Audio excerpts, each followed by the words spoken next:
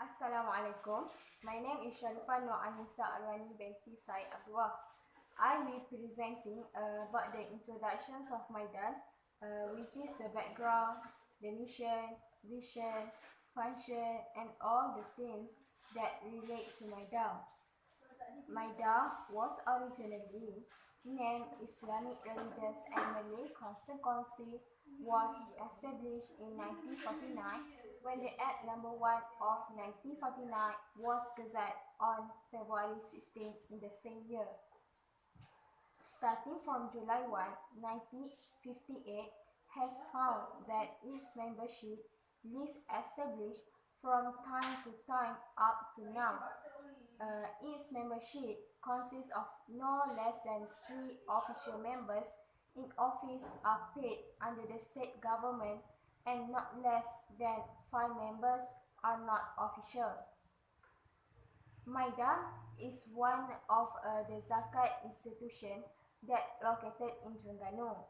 His chief executive in MAIDAM, which is Tuan Haji Muhammad Rozi bin Bidin. MAIDAM serves as the purpose of regulating all matters of religion and to establish an Islamic Religious and Malay Constant Council for help and advice His Majesty in all matters that affect the Islamic Religious and Malay Constant Council. The objective of MAIDAM is to ensure the management and operation of Islamic affairs in the state on the right track. Other than that, to enhance and strengthen the social economy of Muslims, to ensure that more Islamic assets are protected, grow and develop in the accordance with Islamic law, and ensuring that all Muslims pay zakat to the Islamic Religious Council and Malay Constant Council MAIDAM. Furthermore, MAIDAM also have their own mission and vision, which is their mission is to make MAIDAM the most prestigious Islamic Religious Council institution in Malaysia, while the vision is to implement all MAIDAM policies effectively and efficiently. Lastly, MAIDAM also assistance provided to recipient and qualified recipient, including assistance from the social and humanity sector, the education sector, Islamic of institution of higher learning, the economic and entrepreneurship sector, and our brothers aid, which is Mu'alaf, greatly assisted the living standard of the recipient. Thank you. Assalamualaikum warahmatullahi wabarakatuh. My name is Putri Nina Batrisha binti Muhammad Razaki, and I will be presenting to you guys about how MAIDAM improve the social welfare's quality of life. So first of all, what is the meaning of quality of life? So it is the general well-being of individuals and societies, as it outlines the negativity and embrace the positive features of life. So to make it simple, it is the expectation of society for a better way of living. As you know, MAIDAM's aim is to assist and advise His Majesty, the Sultan of Terengganu, in all matters affecting the religious affairs, the Islamic propagation development, as well as the socio-economic well-being of Muslims in Terengganu. And all of it is based on the Quran and Sunnah. So let's proceed to the big question: how did MAIDAM contribute in maximizing the social welfare as well as improving the community's quality of life? As you can see, MAIDAM provides different kinds of services and assistance, which is divided into different sectors, such as the social and humanitarian sector, education sector, and also the entrepreneurial sector. Other than that, the company contributes by providing assistance and funds for the poor and needy. The president of MAIDAM, Dato Osman Muda, said that MAIDAM had spent around 17 million, which the expenditure includes monthly financial aids and assistance to 4,034 Asnaf people. With this social generosity, it really gave a boost in maximizing the whole social welfare.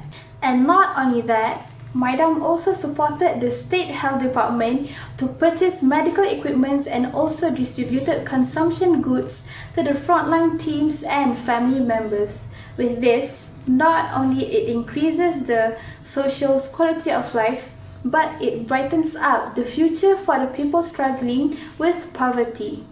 Living as a community has an important role in every aspect of our life. We can truly see that MAIDAM is leading our community to a better social welfare. They really improve the well-being of the community through the many services that are provided. That is all from me. Thank you very much.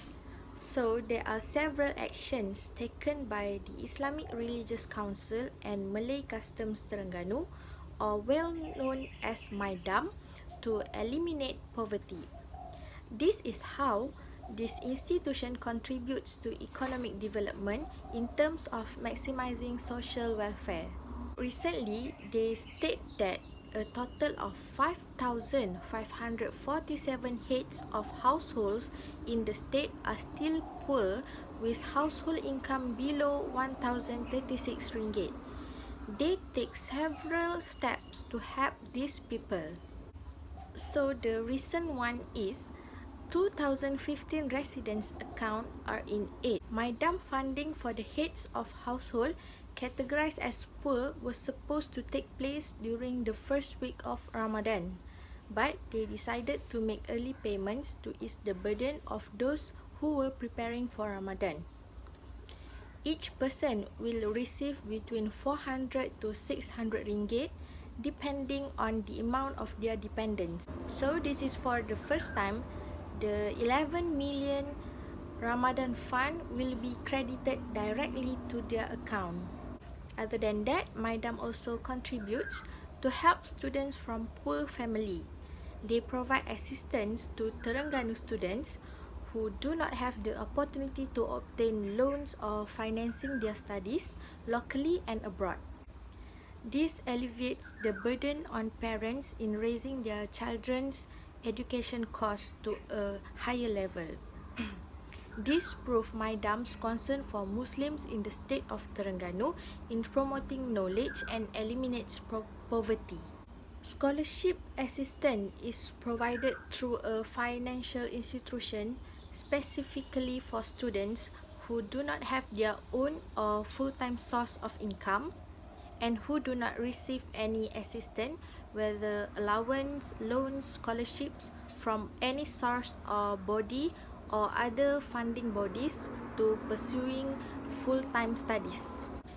This assistance should only be considered for applicants pursuing studies at institutions of higher learning or public or private universities locally and abroad recognized by the Malaysian government or Malaysian authorities.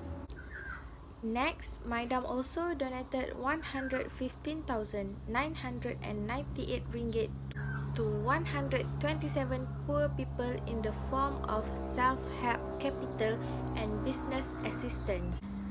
The donation was a distribution of the charity money that MAIDAM was giving to all recipients as part of an effort to increase their income through business activities and remove those groups from the poverty line.